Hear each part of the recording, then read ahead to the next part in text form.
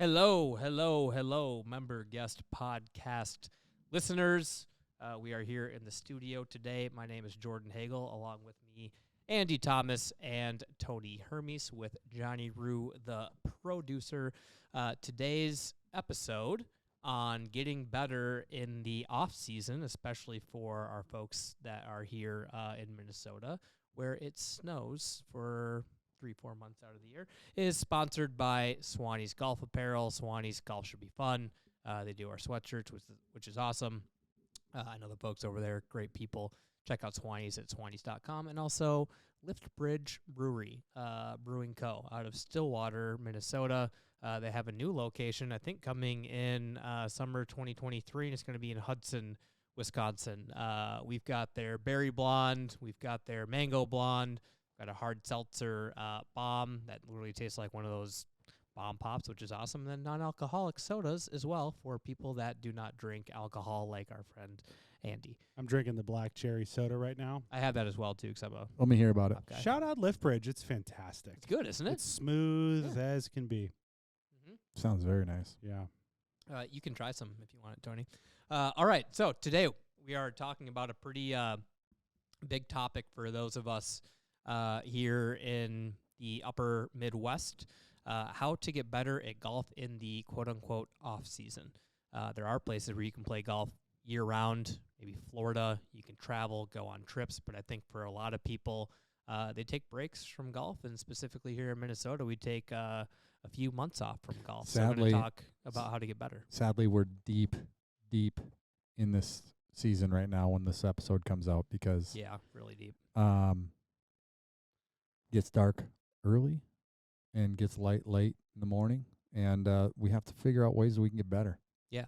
And this is going to be a fun discussion. And we asked people, too, so we'll talk a little bit about what folks do. But Here's a trick question. When are club championships won? in the off-season, in the off-season. lost in the off-season. I had multiple people say this to me, which is that when they come out of the off-season, they typically play their best. I think for a couple reasons. One, mentally, it's almost like you go into the new season and or your first couple rounds, and you go into it with no expectations, right? You're like, oh, I'm just getting out, and I'm just playing. Like, mentally, you're not caring as much, so I think people play better. But then, two, the people that do work on their games in the off-season have been actually practicing. Yeah. And then you get into the season, you don't practice as much. You just show up, you play, you got other stuff going on. But, like, in the off-season, you're practicing and thinking about those things. So just want to hear from... do you think that's actually the case, or do people just have less expectations when they haven't been playing golf? So I think people they have perceive that they're playing I think it's better. the mental, yeah. I think it's got to be a little bit of both, but definitely the mental aspect is like going out there. Yeah, I don't have any expectations of playing well. If it's the third, fourth month of the season and you've been playing 2-3 times a week or whatever it may be, you're expecting to play. Yeah. Maybe I some play of your my best golf. golf in usually August and September every year. Yeah. Like it's always August or Amazing. September. I don't. I'd love to dig into that. Really? Yeah, I don't. But So- do you practice during the year? A little bit. See, I practice. I'm in the simulator, and then I'll actually go to the farm and just practice, or my old club, like, gone and practice. Yeah. I do like practice sessions. So I think like when I'm practicing outside more, then I'm like go zone for 2 months. Yep. And then it starts to fall off because I'm hitting like colder tee times. I'm just trying to show up and just play and get rounds in before the end of the season. Where in like August, September, even late July, it's like I am in prime weather. I'm able to practice, get out more. I'm able to play more. So I do practice a fair bit. I also think personally, I play better later in the season because coming out of the off season up here in the North Country here, the only thing we have to hit off is mats. And Yeah. so, I personally like to try to play at least one round of golf somewhere, somehow, each month of the year. I try. So if I'm going on a trip, a work trip or whatever it may be, trying to fit in at least one round of golf just to have that muscle memory of hitting off Yeah. grass, just because that kind of keeps you in that mode a little bit.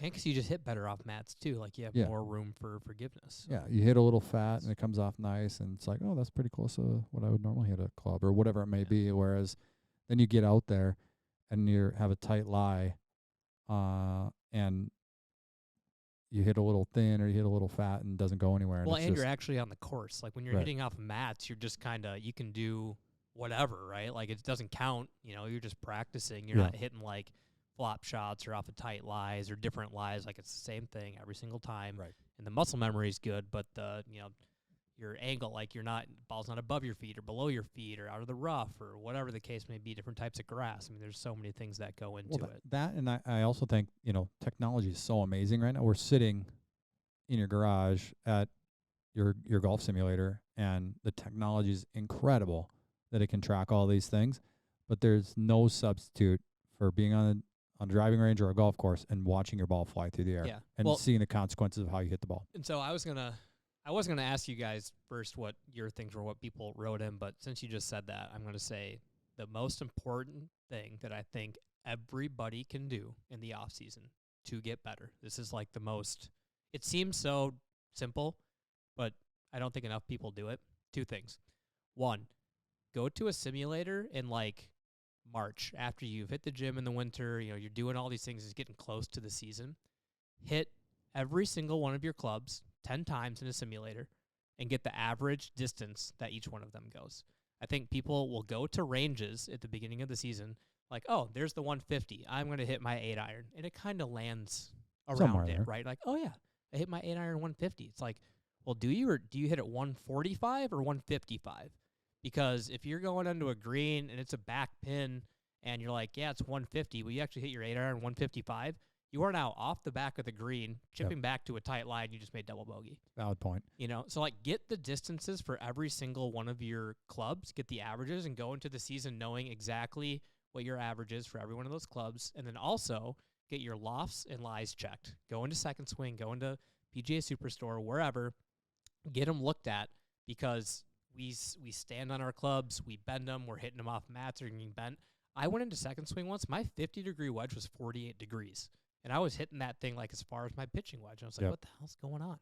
And like get those checked every year. It's super easy to do, and it makes a huge difference in consistency and in play. I think your point is a perfect point, like leading into the season. But if I'm going to think about what am I working on right now to get better so that in March, April, when the snow is gone, I'm at my best, I think it really kind of comes down to, for me, in my mind, a couple things is maintaining really, really good posture, setup, grip, and just maintaining those things, because I think when you're in the simulator, those types of things can get off kilter pretty quickly, and it's not something that you're constantly thinking about. And I think So you would say fundamentals. just really dialing in the fundamentals, and then secondarily is finding a way to be able to hit putts that can range up to maybe 10 footers, so that you can just consistently keep your stroke feeling fluid, and it doesn't feel like it's a foreign object when you get out on the golf course. When I asked people, that was the most common. They DM'd us back and said, like, I putt. Like, I have a putting mat in my at-home office. Not a lot of people work from home, or like I have it in my garage or whatever. Like, I work on my putting. Yeah. And because that's the one thing that you really can do, right? It's pretty easy to go buy a cheap $20 putting mat, like, and get a couple balls and a putter, put it somewhere in your house, and just hit putts. Yeah. Make sure you're Yeah, keeping the stroke the same. The brand that I have personally, putting mat at my house, is a Well Putt. It has a whole bunch of different games that you can play on it, and there's different areas that you can hit to hit varying lengths of putts from, I think it's like 14 feet all the way down to, you can hit a 2-3 footer, and it has measurement aspects on it to share with you, like where a good miss would be or where a good weight would be, etc. And so an actual hole. there is a representation of a hole, and then behind it there is a cone of a range, as to basically say, hey, this is the a good weight of your putt, like it to go by 18 inches or what have you. I like putting it. I like that make more putts one just because it's an actual hole. Like I like to see the ball go in the hole. Yeah, I say that for sure. It's like a mental thing for me. So putting. What else are you working on when you're? Well, for me, the winter is about working on mechanics. How so? I think one of the things that's a little misunderstood about mechanics, at least in my game, or at least this is true in my game, is under pressure, in a tournament, your bad habits are going to come out. Mm-hmm. You're going to default to the things that you naturally do, that's your DNA, your golf swing. Or right. So for me, that looks like, we can get into the details, but it looks like kind of standing up and getting the shaft very vertical and taking left out of play and hitting big blocks, right? The way to kind of get at that issue and the way to kind of change your mechanics quickly, and I do consider myself a bit of an expert in this because if you look at my golf swing has changed so much in the last 3 or 4 years, is you want to throttle that thing all the way in the other direction. Yeah. And like that's what I do in the winter. It's a thing. feel versus real thing, but it's Mhm. really trying to get. So, for example, if your path is 6 degrees left would be a common pattern. You're trying to hit balls in the simulator in the winter, getting your path 6 degrees right. Yeah. Completely the opposite. You're just direction. throttling it as far in the other direction as you can. And what happens is when you open the season up and you get out on the golf course, you're generally going to be somewhere in the middle. Yeah. So where you want to be, right? that would be my best advice is use the winter to work on mechanics. You do that in a simulator or Yeah, I think it starts with a diagnosis, right? So go get a lesson, but figure out like what's your pattern. Like how do you deliver the club? And launch monitor data is like readily available. You can rent a simulator or go hit balls in a simulator. so many now. But figure out what do you do? What's your tendency? For me, it's whatever. It's to get the club too far underneath the inside, and it's kind of a fake situation. I get steep in transition, I slide, and I dump the club under, and then I flip it, right? Like that's just the DNA of my golf swing. Well, all winter, I'm going to work on really super deep hands. Tony and I have talked a lot about this. I'm going to work on a short, compact backswing. Yep. And I'm going to work on my pivot and just delivering that club and rotating left as hard as I can and trying to get my path 1, 2, 3 left from a deep position, right? So I think people misunderstand. They go, I'm going to go and video my swing, and I'm going to try in the winter to make a bunch of perfect golf swings. Well, when you get on the golf course, your swing's going to be between perfect and how bad it is DNA-wise. Yep. You don't care about how you hit the ball in a simulator. Don't care about how you hit the ball in the range. That's like my best advice to people. You shouldn't care. If you're hitting it bad, that's not a bad thing. Yeah. I get a problem with another problem that I have when I'm in the simulator is invariably I end up trying to see how far I can hit it. And that's a big problem. Like it's just like maintaining focus so that you're actually working on something to actually get better. Instead of just having fun on the video game, basically. Well, I think people get in simulators too, and it's excuse me. They just step up to the ball and hit it. Like they're just hitting as many balls as they can. Yeah. They don't do the routine stuff. Like I'll catch myself in here all the time. I hit 10 drivers and I can feel my heart rate up and I'm like hitting bad balls. I'm like, okay, stop. Do what you would do on a golf course. Go stand behind the ball. Look at your target, even though it's the same target every time because you're in a simulator. Stand up, do your pre-shot routine, and then I always hit a good one. It's like you forget when you get in these simulators and other environments that aren't the golf course, you just start like ripping balls, like you said. You just how far can I hit it?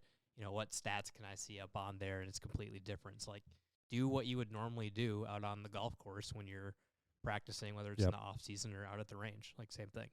Another thing that out of this crew here, I'm obviously the old man. I think I'm close to 10 years older than you guys. Something that is becoming more and more prevalent and something that a lot of golfers need to work on is just maintaining flexibility, trying to get more and more flexible, trying to get golf-specific workouts to help them be more consistent, help them get in the best possible shape that's going to help their golf game. Yeah, 100%. It's on my And list this year. Ye- It's a chicken or egg thing with the swing too, because sometimes your swing issues can be a byproduct of like issues you have in your body. Yeah, and something like, Jordan, we were talking about this just a little bit ago, is there's a multitude of kind of golf workout parameters and ways to measure your capability within the golf swing. So you had mentioned TPI, Titleist Performance Institute. It's a model of how you are going to approach your workouts to get better at golf. And there's a number of ways that they test it. And, some of the aspects are like medicine ball throw, vertical jump, chest pass, seated chest pass with a medicine ball, etc. And then they have all these ways that they can take these numbers and they can essentially create a theoretical max on ball speed, how far you should hit clubs, etc. And then it provides you with some workout parameters on how to increase capabilities in those areas to enhance your ability to swing the golf club more effectively. It's something that, people are TPI certified.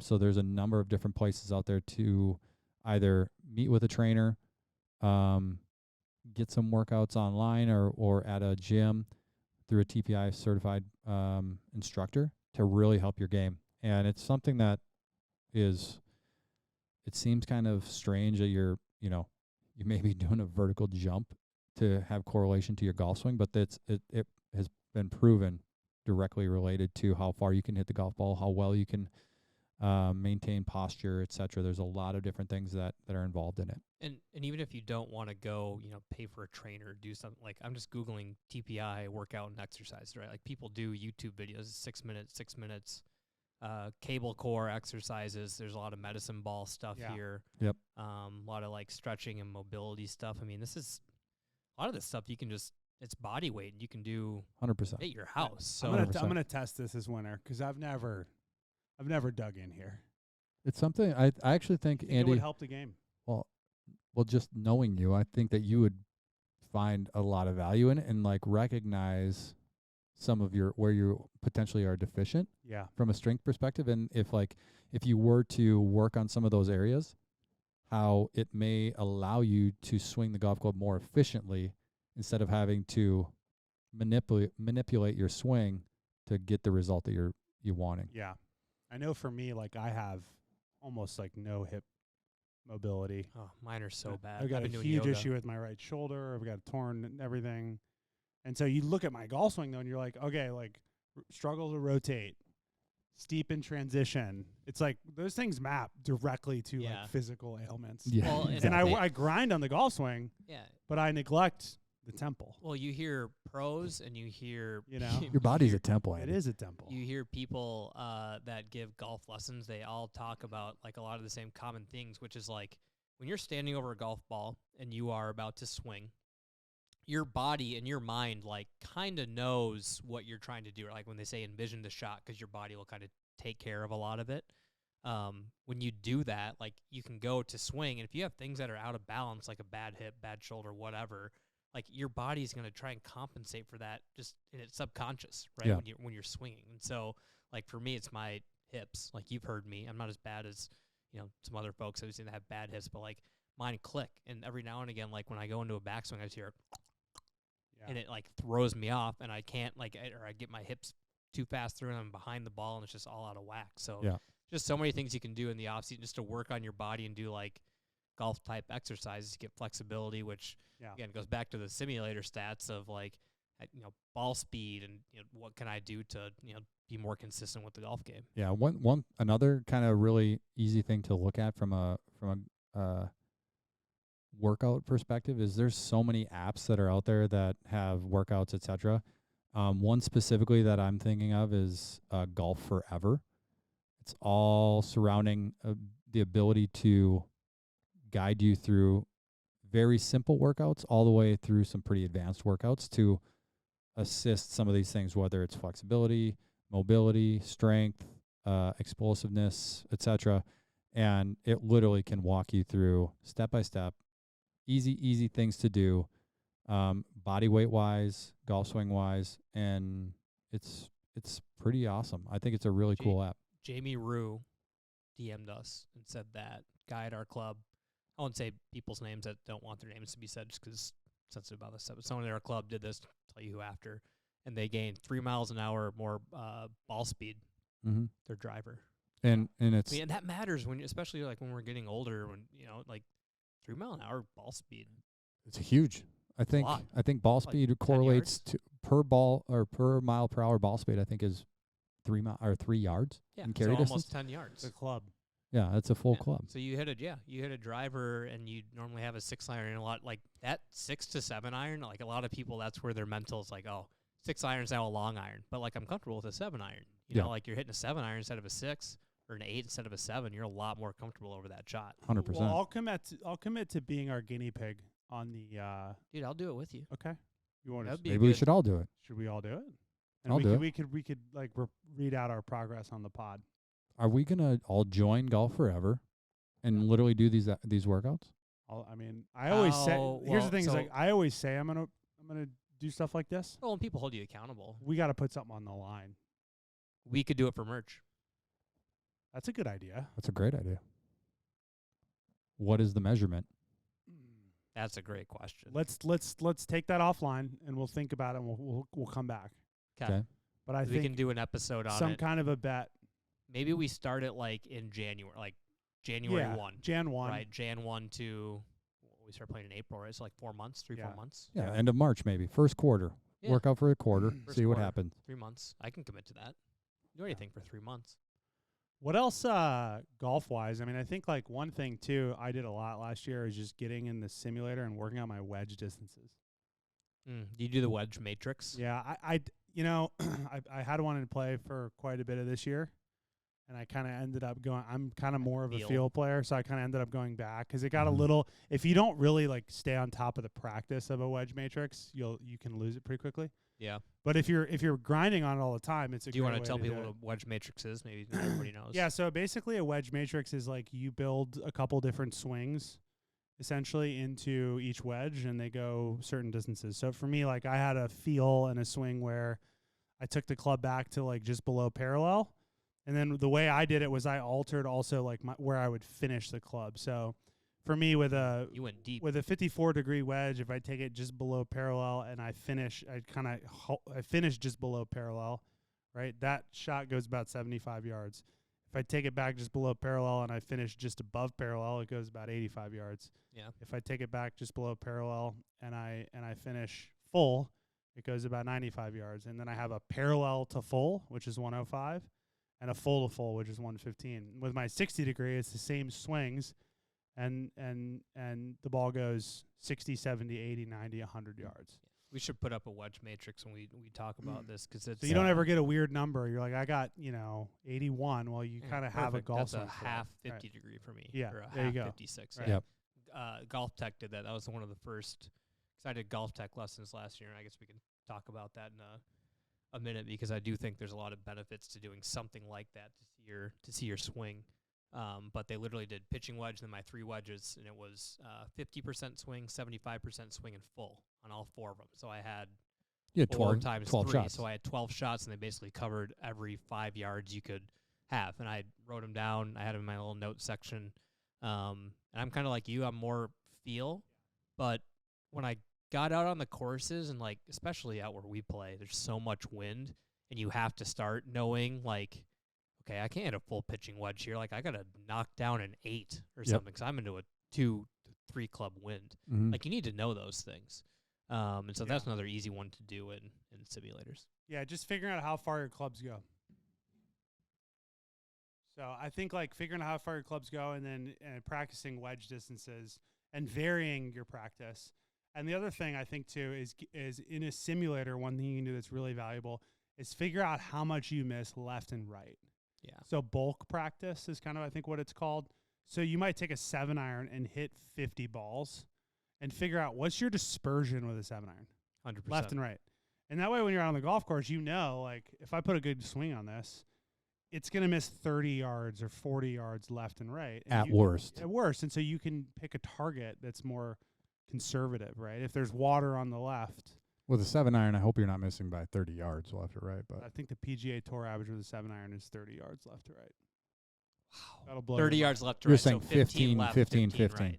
Yeah, 15 Yeah, left and okay. 15 Yeah, right. So yeah. 45. I thought you were left saying and right. 60-yard No, variance. no. I was 60 like, yards is about with the driver. No. So on left to right shots, I think like if any of you know about Decade, Scott Fawcett, Oh, yeah. Controversial guy. very controversial guy. We'd love to have him on the pod. I think that'd be cool. Who is he? I don't He's know. he developed a math-based targeting system basically for golf. It's kind of the best way to describe it. And it's pretty interesting stuff, but like Kind of his number one student that is practicing his policy or his model is Will Zalatoris. and the idea is like in golf you're shooting a shotgun, not a sniper rifle.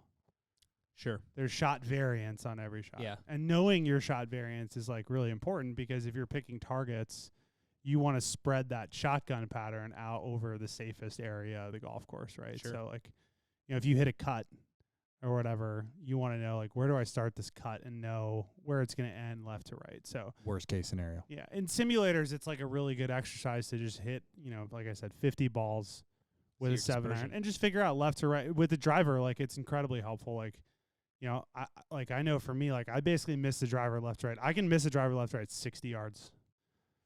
So when I'm out on a golf course, like my target is the middle of that shot pattern, Yeah. left to right, right? So like Makes sense. Yeah, if you have an OB left, you're aiming at least 30 yards right of that. yeah, if it's an OB left and the middle of the fairway is 15 yards off that OB and there's a bunker 30 yards right of that OB, I might be aiming in the middle of that bunker. Yeah. Right. I don't know at what level you start to think about those things, but a lot of people don't think about that I don't stuff. think they do. And I think, like, again, the winter is, like, the perfect time to just get that kind of stuff, like, dialed in. I mean, that probably brings another subject. Winter's a great time to learn, Yeah. 100%. right? I like, learned so much yeah. last offseason that changed. Like, And from where? Like, what are your sources? so the first thing I did, and I mean, like this past year, I grinded so much, and like, I'll tap myself on the shoulder because I had a lot of people compliment me and ask me like, "Well, dude, what did you do?" Because like your game looks completely different, and it was because I grinded so much, a lot of practice. Yep. I did golf tech. I went into second swing a lot to try and figure out like what clubs I was gonna hit, like the putter fitting, like everything, just kind of to the next level. Golf tech was really big for me. I think it can be, depending on who you are and the type of like instructor that you get. I think I saw 3 different people. I really liked one guy and ended up doing like a package and then like 10 lessons. So I think in a question that just immediately comes to mind is like, a topic that I had written down to discuss was finding a teacher for the off season. Yeah. And so like, let's just say, hypothetically speaking, just because maybe our listeners don't know, like Golf Tech is all over the country. There's Yeah. Golf Techs all over There's the like 5 or United 6 States. in the Minneapolis. Yeah. So area. like for my own knowledge, I don't know, like this may be too, how much was is it? a package? Like how, like, I want to say our- it was like $100 for an hour, and like if you do a package, I vaguely remember spending like $1,200 for 10 or 12 lessons, something like that. yeah, I mean, and for some people that's, for a lot of people, $1,200 is a lot of money. The way I justified it though was I was paying to go into a normal simulator, like and just hit balls 30, on 40, my $50 own. bucks. I was paying $40, $50. So to have somebody like talk to me for an hour, and even if you just go in for the one free one, Mm-hmm. right, or like 3 and only pay $200, $300, $400 bucks. $200. Let's say you do Yeah. that. The biggest thing that Golf Tech taught me, and that same thing I see like when we see our pro at Winsong, who helped me out a ton, is when you see your swing from the side and from the back, and they show you the main things that you're doing wrong, that is ingrained. And what I was swaying. Yep. I was a big swayer at first, and he was like, here's your line. Like, you need to keep your hip at or in front of it at contact. And, like, that is always up here, and I always think about that now when I swing. Like, that was my number one takeaway. And then when they draw the lines of your take back, and he's like, look how over the top you are, like, coming down. Like, that is why you are slicing the ball Yeah. Right. from left to right. And so even if you just go in and do 1 or 2 of those to see you're down the line Yeah. and from the side and your swing, like you will see right away what is wrong with your swing, and you will then know how to fix it in a simulator or Yeah. whatever you're Yeah. doing when you're out on the I mean, course. wherever you are at in the golf world, there's gonna be teachers that are looking for students to learn how to learn these aspects, and there's tons of different places within each metro area. Here in Minneapolis, I mean, I can think of 5-10 spots off the top of my head. Either teaching pros from clubs that are looking to help you out in the wintertime, golf establishments that are legitimately just there for golf fittings, but also for training and getting better. And then we have Golf Tech, which is, an I example. like Golf Tech. I really There's did. I'm going to program. opine about something mechanical for a second that's interesting. There's a company, we'll link the description somewhere, but there's a company that does like 3D analysis of golf swings, like Tour Pro golf swings. Mm-hmm. I think it's called Athletic Motion Golf. They have a YouTube channel Is that that's where, like you see your body is almost a skeleton. yeah, so they hook up all this machinery, to people. But on that like deal about like, swaying and sliding and rotating, and this is another just example of like, something you can do in the winter is like watch YouTube videos literally of like golf swings, and you can learn a lot. But I had like this crazy aha watching one of their videos, which is like, I used to, the conventional kind of wisdom is like rotate around your right hip going back and your left hip going down, right? Mm-hmm. That's like a conventional like teaching thing, right? That a lot of people talk about that. Well, if you rotate around your right hip, if your right hip and your left hip are here, I'm looking into the video. If you're listening, you won't see this. But if you rotate around your right hip going back and then your left hip going down, did you notice how that whole system moved closer to the golf ball? Right? You rotate around your right hip going back and then your left hip going down.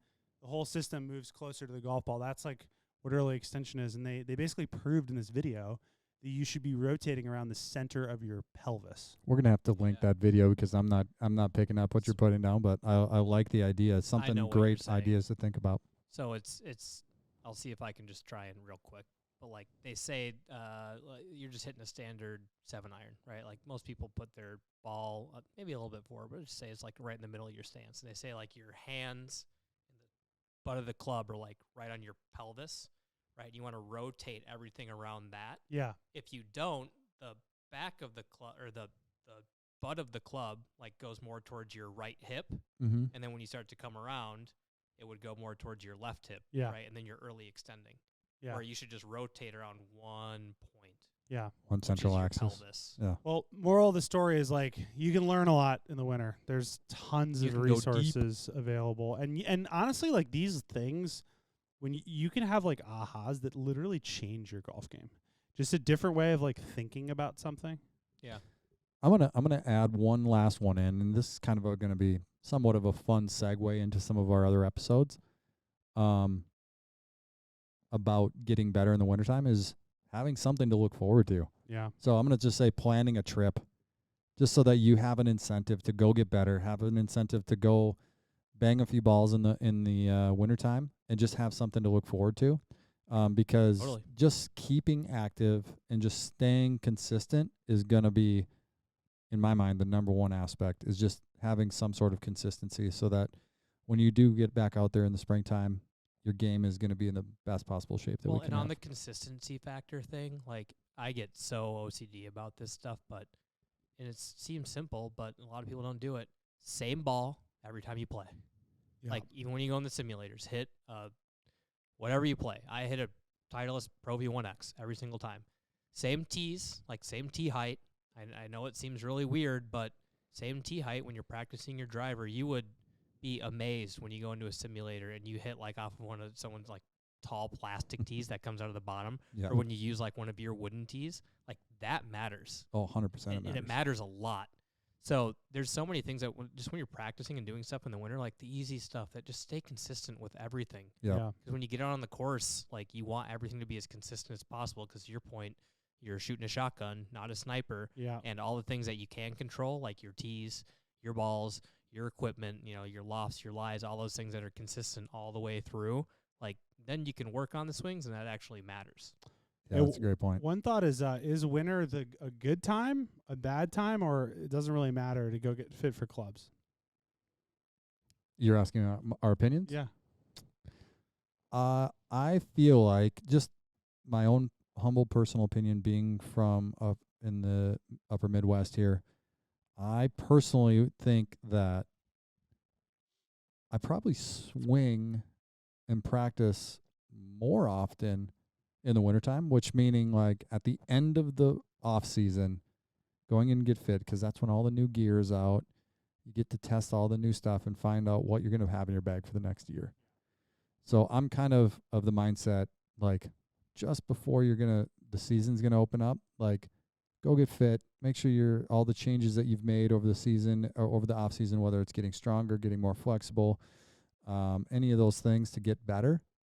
Now you're setting yourself up for success for the beginning of the season. I agree. I think doing it in the winter and then having a season with all the same stuff, like you want to talk about consistency. I mean, one of the worst things you can do is change your bag halfway. And I know we all tweak and do things, but I think generally speaking, Andy. like, we all tweak well, and do things. I want to opine on that, because to me, it's an interesting philosophical question, and it's one we should have with the fitter, which is like, do you fit to when you're doing things well, or do you fit to like your weaknesses and try to mask them through equipment? You know, because like for me, the more golf I play, the more those things are going to present themselves. Yeah. And so like in the summer, I might not be swinging it as good as I am in the winter. And so, you know, I'll make a club change in the summer because like my driver setting, for example, was like dialed in the winter, but like I'm starting to do some things in my golf swing that are not great. And now I'm gonna go to a different driver, and it's gonna really help. So I think it's an interesting conversation we should have with a fitter. Than being fit. I agree. Like, well, being fit is like they're typically an iron set. Like, it's typically like a full set. Like, you're making a big change. I think tweaks and stuff where you I mean, I hit 4 different drivers this year. Yeah. Yeah. You know? I mean, in my mind, getting fit for like irons is that's a big change.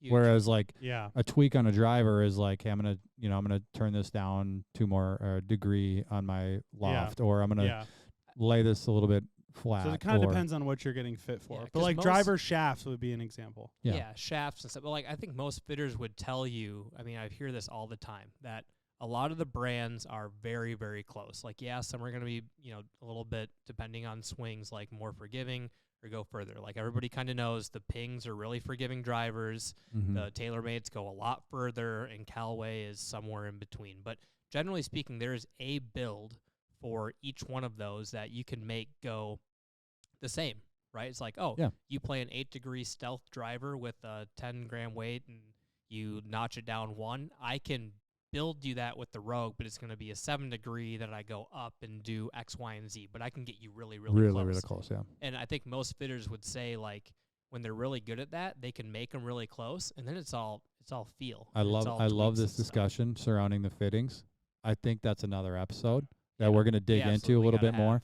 Some second swing guys. I mean, we have a lot of guys in our network, so we can bring in and have discussions surrounding fitting. So I think that's going to be a super fun episode. We're not fitters, we're tweakers. I'm a tweaker.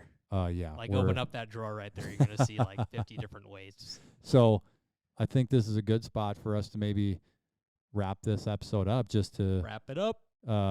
We're getting into some fun discussions here, and I think all of this information that we've been chatting about in regards to off-season training and how to get better and some fun things to work on, and I think we have a little bit of a challenge ahead of us, boys, in regards to a little. Yeah, we might spin something up.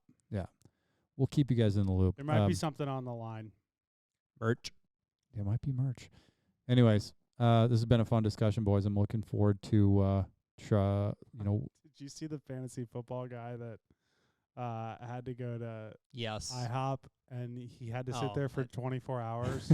That was pancakes, right? Got 1 hour taken off. Yeah, I thought you were talking about the fantasy football loser that had to play golf in like a skirt. Oh, I saw that. That was funny.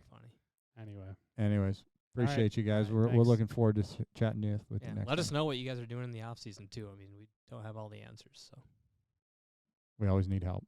We always need help. Talk to you guys later. Member Guest Podcast. We're out.